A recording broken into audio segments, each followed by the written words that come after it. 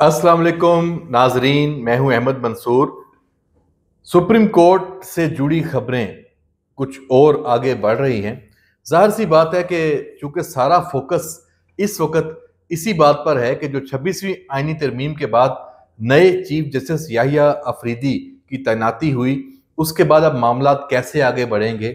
और अगर 26वीं आईनी तरमीम ना आती तो आज जस्टिस मंसूर अली शाह पाकिस्तान के चीफ जस्टिस होते। अब वो नहीं है, लेकिन वो सुप्रीम कोर्ट में मौजूद भी हैं और उनके बाद जो जस्टिस मुनीब अख्तर हैं वो भी मौजूद हैं। तो बदला क्या? याहिया अफरीदी चीफ जस्टिस बन गए, बिल्कुल ठीक, लेकिन जो ये उनसे सीनियर थे ये अभी मौजूद हैं। इन्होंने इस्तीफा नहीं दिया, ये घर नहीं चले गए। सीनियरिटी का जो एक इखलाकी रवायात की बात थी, प्रिंसिपल, उसके तहत। तो अभी क्या बदला? अब लोग बातें कर रहे हैं कि पुराना ताल्लुक और सारी चीजें। तो क्या ऐसा ही चलेगा, ये सवाल है। मैं पहले अपने वीलॉग में भी ये बात कर चुका हूं। कोई इसमें ऐसी बात नहीं है कि हम ये तासुर दें कि सुप्रीम कोर्ट में कोई तकसीम है। भाई, ये तासुर तो सुप्रीम कोर्ट ने खुद दिया हुआ था। जो साबिक चीफ जस्टिस काजी फायज ईसा के दौर में तकसीम वाजे थी, खतूत पे खतूत लिखे जाते थे और जिन अमूर पर, जिन नुकात पर खतूत लिखे जाते थे और मुखालफत की जाती थी, आज उसके बरक्स आप वहां बैठे हुए हैं। तो बहरहाल सवाल तो बनता है। अब सूरत हाल क्या है?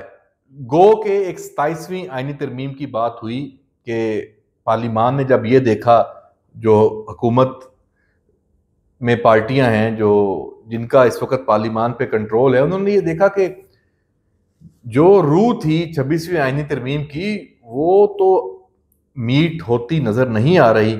तो 27वीं आईनी तरमीम की बात हुई। अच्छा, एक तरदीद भी हुकूमती ज़राए से आ गई। लेकिन मैं आपको फिर खबर दे रहा हूं, टाइमलाइन नहीं देते, लेकिन 27वीं आईनी तरमीम तो होगी। वजह मैं पहले भी वीलॉग्स में बता चुका हूं, दोबारा बता देता हूं कि जो 26वीं आईनी तरमीम की जो रूह है, जिसका बिलावल भुट्टो जरदारी जिसने लीड किया, वो तो एड्रेस नहीं हुई अभी तक। तो चलें देखते हैं आगे क्या होता है। अब सुप्रीम कोर्ट में जो ये फुल कोर्ट इजलास हुआ, चीफ जस्टिस याहिया अफरीदी की सरबराही में, उसमें जस्टिस मंसूर अली शाह वो वीडियो लिंक पे शरीक हुए, उम्रे पे हैं। और उसमें जो केस मैनेजमेंट प्लान है उसको मजीद मौसर बनाने के लिए तजावीज उन्होंने दी। और आप देखें, अब इसका इजलास अब दोबारा 2 दिसंबर को होगा। मैं आपको ये बता रहा हूं कि जब ये फुल कोर्ट इजलास दोबारा होगा तो जो आज सूरत हाल है ये नहीं होगी। दरमियान में तकरीबन 1 महीने का वक्त है। और कितने केसेस ज़ेरे अल्तवा हैं, अंदाजा लगाएं। हद होती है हमारे निज़ाम इंसाफ की। 60,000 केसेस सुप्रीम कोर्ट में इस वक्त पेंडिंग हैं। बहुत अच्छा एक जेस्चर गया है नए चीफ जस्टिस के आने के बाद कि पहले दिन तेजी से मुकदमात निपटाने की प्रैक्टिस हुई है। लेकिन जो चीजें हमें नजर आ रही हैं, जब तक वो एड्रेस नहीं होंगी, जब तक वो हल नहीं होंगी, तो ये जो निज़ाम इंसाफ है ये अपनी पूरी तवानाई के साथ ये फाल नहीं हो सकेगा। और इस हवाले से क्या पार्लिमान खामोश होकर बैठ जाएगी? मैं फिर कह रहा हूं, मैंने गुज़श्ता वीलॉग में भी ये बात की थी, हरगिज नहीं। ये मैच शुरू है। उसकी एक अलामत, जो खसूसी कमेटी थी खुर्शीद शाह की सरबराही में बनी, उसको खत्म नहीं किया गया। वो मौजूद है। वो क्यों मौजूद है? इसलिए कि उसकी जरूरत अभी भी बाकी है। अच्छा व्यूअर्स, ये तो अभी जो मामला चल रहे हैं सुप्रीम कोर्ट के और निज़ाम इंसाफ में एक बड़ी इनकलाबी तब्दीली के हवाले से, उस पर हम बात कर रहे हैं। एक और टॉपिक, वो भी हॉट टॉपिक है, वो भी इसी से जुड़ा है। इसी से मुराद पाकिस्तान के सियासी और हुकूमती मंजरनामे से। बानी पीटीआई इमरान खान की ढील और क्या उनको जमानत मिलेगी? जैसे बुशरा बीबी पेशावर में जाके बैठ गई, उनकी जमानत हो गई। इमरान खान साहब की जो दोनों बहनें हैं उनकी जमानत हो गई। ये क्या चक्कर है? तो जनाब, खबर यह है कि खान साहब का वो दमखम नहीं रहा। अच्छा, मजे की बात यह है कि उनके लिए आपको बाहर से अमेरिका, बरतानिया, आपको सेहूनी जो कुव्वतें हैं, इजराइल, वहां से हमायत आपको मुसलसल नजर आ रही है, इसमें कोई शक नहीं है। लेकिन मुकामी सतह पे पाकिस्तान के अंदर से कौन लीड कर रहा है, हम आपको ये खबर देते हैं। असल तो बंदा वही है।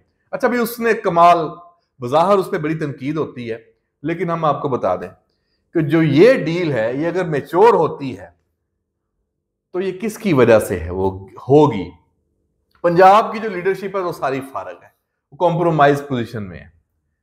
जनाब, इस वक्त अली अमीन गंडापुर लीड कर रहा है इस डील को। बुशरा बीबी को वो जमानत करवा के पेशावर लेके जा चुका है और बुशरा बीबी वहां पर नहीं मार सकती, उसका जादू टूना वहां नहीं चल सकता। ये मैं आपको बता रहा हूं। अली अमीन गंडापुर ने ये गारंटी दी है कि बुशरा बीबी काबू में रहेगी, वहां सिर्फ अपना अच्छा वक्त गुजारेगी। हाँ, वो वक्त गुजर जाए, कोई और सिनेरियो बन जाए, क्योंकि ये पाकिस्तान है, यहां पे कुछ भी हो सकता है, उसकी तो गारंटी नहीं है। लेकिन अब अली अमीन गंडापुर की कोशिश ये है कि वो सुरखरू हो बानी पीटीआई इमरान खान को भी अडयाला से बाहर निकालने में। उसके लिए उसने तगोदो शुरू कर दी है।